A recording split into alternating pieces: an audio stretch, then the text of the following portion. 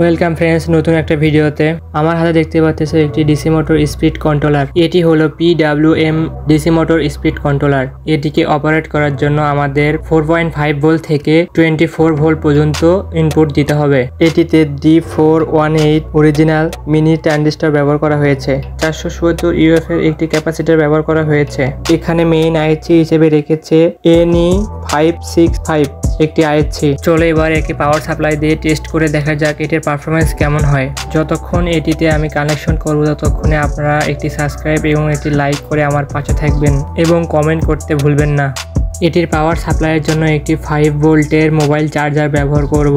আপনারা চাইলে 12 ভোল্টের চার্জার বা 24 ভোল্টের চার্জার ব্যবহার করতে পারবেন। এটি অন করার সাথে সাথে একটি রেড লাইট জ্বলে উঠেছে। চলুন এবার এটির স্পিড বাড়ানো যাক।